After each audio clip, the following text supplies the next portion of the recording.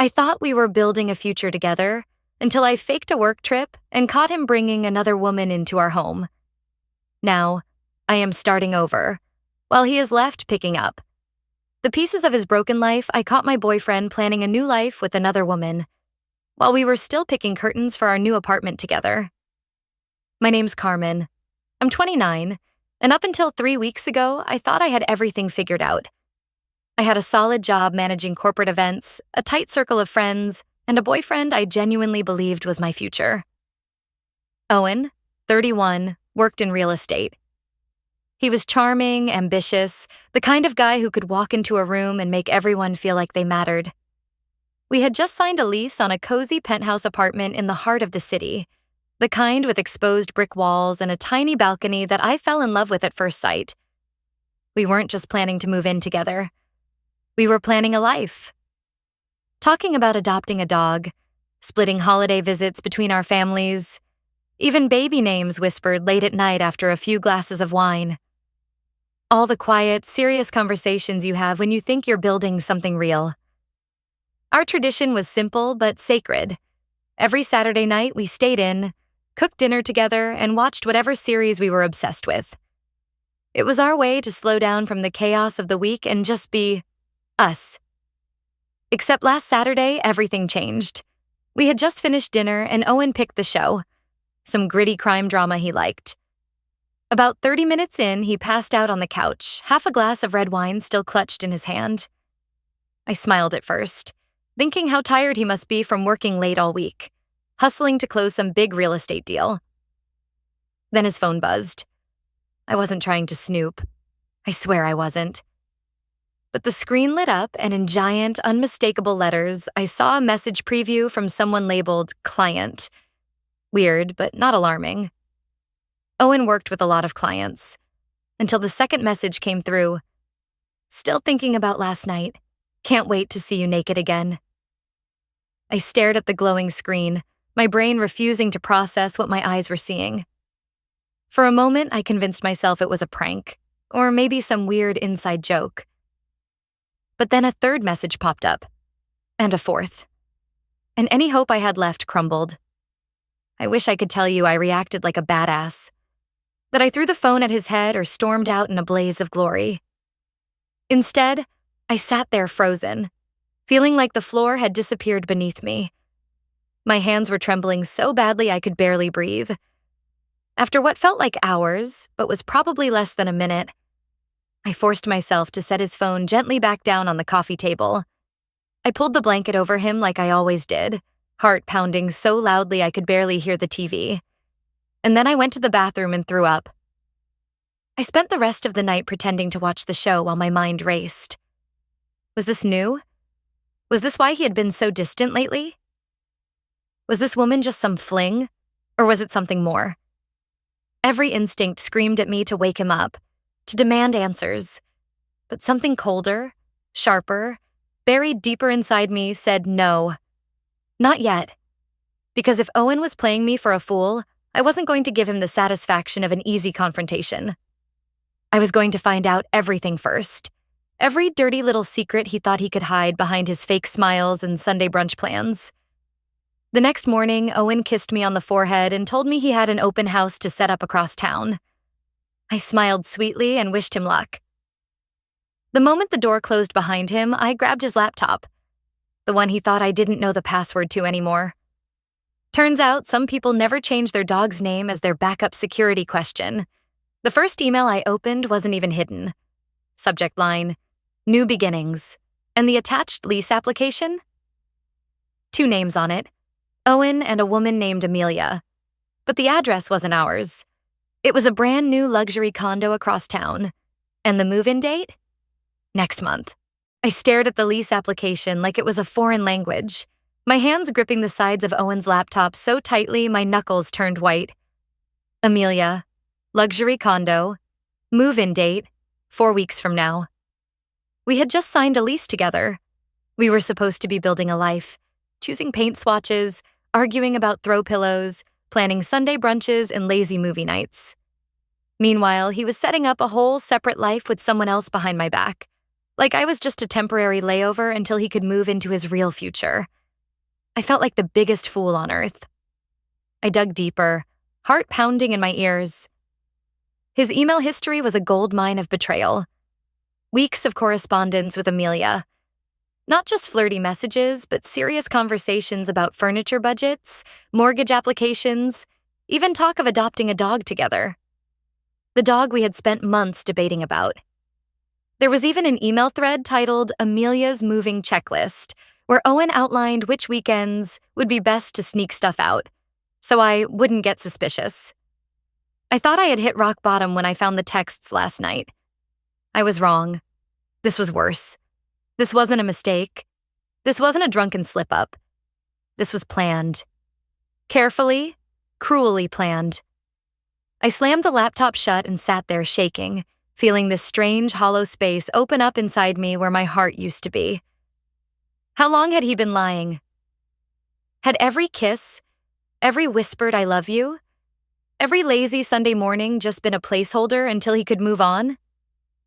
I couldn't even cry. I just felt cold. Like every part of me that used to love him had been flash frozen in one horrifying moment. But even in that pit of betrayal, something new started to stir. Not rage, not grief. Resolve. I wasn't going to sit there and let Owen walk all over me like I was some naive little fool who'd just disappear quietly while he played house with his new girlfriend.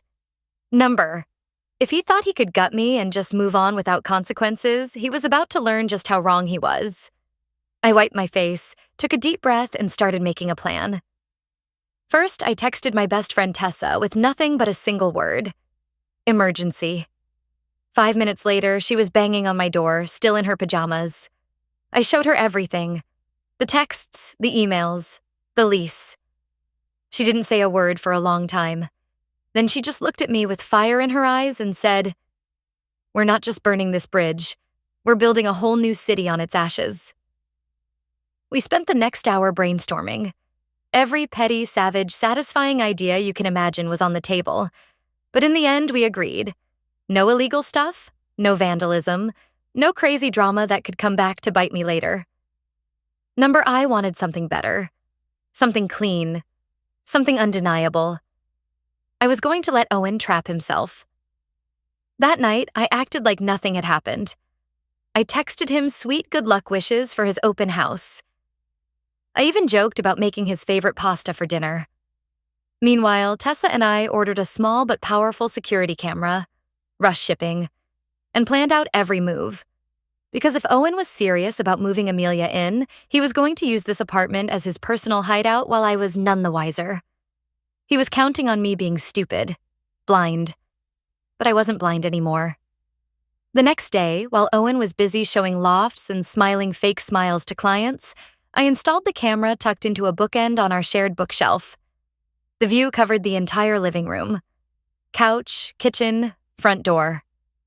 Perfect. All I had to do was pretend everything was fine. Just a little longer. And it worked faster than I thought. Because that very night, while I pretended to be exhausted and headed to bed early, Owen's phone lit up with a text from Amelia. "Miss you already. Wish I could come over." Owen smiled at his phone. And I smiled too. Because what he didn't know was that I had just booked a fake work trip for next weekend. A conference that would leave him home alone. Or so he thought. The week leading up to my work trip felt like living in a bomb ticking down to zero. On the surface, everything was normal. Owen kissed me goodbye in the mornings, sent me dumb memes in the afternoons, and cuddled up to me on the couch at night like he wasn't planning to build a future with someone else behind my back. I smiled. I laughed. I kissed him like nothing was wrong. Inside, I was counting the hours. The night before I was supposed to leave, I packed a small overnight bag, just enough to sell the story. Owen helped zip it up, brushing my hair back and saying he was proud of me for leveling up in my career. I wanted to scream. Instead, I kissed his cheek and thanked him, swallowing the bile rising in my throat. When Thursday evening came, I loaded the bag into my car, waved goodbye like the perfect girlfriend, and drove straight to Tessa's place across town. We had snacks, laptops, and my phone ready to monitor the camera feed from the apartment. At first, nothing happened. Owen texted me around 8 p.m., saying he missed me already. I sent back a heart emoji, then silence. Tessa and I waited, and waited. By midnight, I started to think maybe he wasn't going to take the bait. Maybe he wasn't as stupid as I thought. I was about to close the app and call it a night when the notification buzzed. Front door motion detected. My heart hammered against my ribs as I opened the feed. There he was, Owen, holding the door open for someone carrying an overnight bag. Amelia. She practically floated into the apartment, wearing one of those casual but sexy outfits that looked effortless but probably cost more than my monthly rent. She threw her bag down, kicked off her shoes, and kissed him like she owned the place. I could barely breathe. Tessa squeezed my hand so hard my fingers went numb, but I couldn't look away. I watched as Owen poured 2 glasses of wine, using the crystal set my mom had gifted me last Christmas. And the two of them curled up on the couch like they belonged there. They laughed. They kissed. They talked about their future. It was like watching my life being erased in real time. I kept recording, saving every moment onto a private file, making sure there was no way he could ever gaslight me later. But the worst part wasn't even the kissing, or the laughing. It was the moment Amelia glanced around and said, "We should start moving your stuff into my place soon. You don't really need all this crap anymore." And Owen, the man I thought I was going to marry, laughed and said, "Yeah, I can't wait to get out of here. Everything in this apartment reminds me of her." Her. Like I was just some inconvenience he needed to shake off. I felt something inside me snap so cleanly, so finally it almost hurt less than the betrayal itself. That was the moment I knew. There was nothing left to save. No apology. No explanation. Nothing. It wasn't heartbreak anymore. It was a full-blown funeral. I stood up so fast I nearly knocked over the chair. Tessa grabbed my arm, wide-eyed. "What are you doing?" "I'm ending this," I said, my voice shaking. I grabbed my phone, pulled up my hidden ring app, and hit the two-way audio button. In the dead silence of the apartment, my voice came through the living room speaker, clear as a bell. "Hope you two are comfortable. Smile for the camera, you're being recorded." The look on Owen's face as he whipped around, searching for the source, was pure, unfiltered panic. Amelia shrieked and dropped her wine glass. The camera caught everything. And I smiled for the first time in days. Really smiled, because for once he didn't get to be the one in control. The silence after my voice boomed through the speaker was almost deafening. Owen stood frozen, like a deer caught in headlights, while Amelia frantically looked around the room, clutching the front of her sweater like she could somehow shield herself from the truth crashing down around them. For a split second, I almost felt bad. Almost. Then Owen lunged for the bookshelf, clearly realizing the camera was hidden somewhere nearby. Too late. Every second had already been recorded, saved, and backed up twice to cloud storage. There was no undoing this. I muted the audio feed and sat back, heart hammering so loudly I could barely hear Tessa cheering beside me. We'd done it. I wasn't just surviving this betrayal. I was flipping it inside out, making sure Owen couldn't rewrite the story to paint himself as the victim later. But I wasn't done, because exposing them in the apartment was just the beginning. While Owen and Amelia scrambled, probably packing their things and arguing about who had been more stupid, I was executing the second phase of my plan. Earlier that week, I'd gathered all the proof, the emails, the texts, the security footage, into a neat little file. And tonight, after activating the camera surprise, I sent that file to 2 very important places. The leasing office of our apartment building, Owen's brokerage firm, the one with the strict morality clauses written right into every contract. See, Owen's real estate license was tied to a professional code of conduct.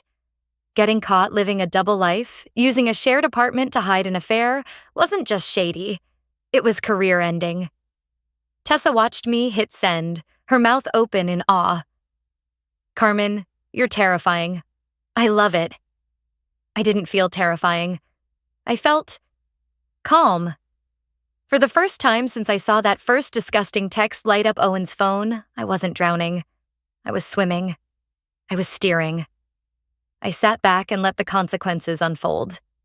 The first fallout came faster than I expected. Around 10 a.m. the next morning, my phone buzzed with an email from our leasing office. Subject line: violation of lease agreement. Immediate action required. Turns out, bringing unauthorized guests into the apartment and hosting overnight stays without notifying management, especially while the named tenant was supposedly away, was a serious breach. They were terminating the lease. Effective immediately. I smiled so hard my cheeks hurt. Tessa and I spent the day moving the last of my belongings into a new short-term rental I'd found, one Owen had no idea about. No forwarding address. No trace. By the time Owen realized what was happening, I was already gone. He tried calling. He tried texting. He tried emailing from new addresses after I blocked him. The final message that slipped through was almost laughably desperate. Please, let's talk. We can fix this. I made a mistake, but I still love you. Love me? He didn't even respect me enough not to use our shared home as his bachelor pad for his side piece. But I didn't reply. I didn't even open the message. I was already planning my next move. The real checkmate. Because that weekend, our brokerage hosted its annual client appreciation gala. A formal affair, black tie optional, open bar mandatory. Owen had RSVP'd months ago. So had Amelia, under the guise of marketing support. They were going to walk in there together, thinking they could fake their way through it, smile, shake hands, and keep up appearances. What they didn't know was that earlier that day, I had anonymously sent copies of the security footage and key screenshots to the firm's managing partner. And at that very moment, during the cocktail hour, the footage was quietly being played in the back office for the senior leadership team to see. Everything. The affair, the lies, the shameless betrayal right under everyone's noses. And just when I thought it couldn't get any better, Tessa, who had a friend working the event, texted me one simple, glorious sentence. They just escorted Owen and Amelia out of the building in front of everyone. I wish I could have seen their faces as they were escorted out of that gala. Owen, once the golden boy of his firm, standing there in his expensive suit, realizing his entire career had just been torched by his own arrogance. Amelia, clutching her designer clutch like it could somehow shield her from the whispers, the stares, the slow, delicious collapse of the fantasy they had built together. Tessa's friend told me Owen tried to argue. Begged, actually.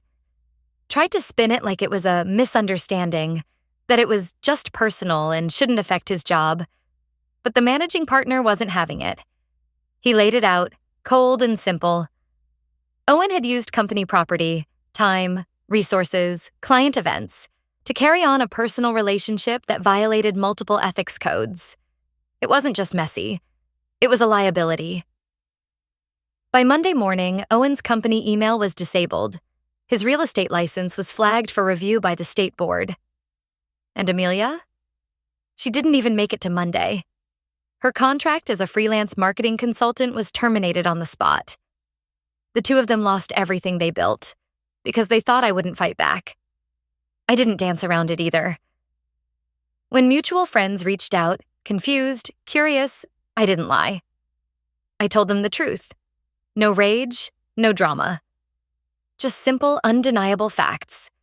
And the more people knew the truth, the fewer bridges Owen had left to run to. It wasn't about revenge at that point. It was about closure. Taking the shards of the life we were supposed to have together and refusing to let them cut me any deeper. I moved into a sunny little apartment across the city. Just mine. No shared leases, no broken promises hanging in the air. I repainted the walls, bought a ridiculous yellow couch I'd always wanted but Owen had said was too loud, and adopted the sweetest rescue dog named Lucky. Fitting, right? The funny thing is, when you finally walk away from someone who made you doubt your worth, the whole world opens up in ways you never imagined.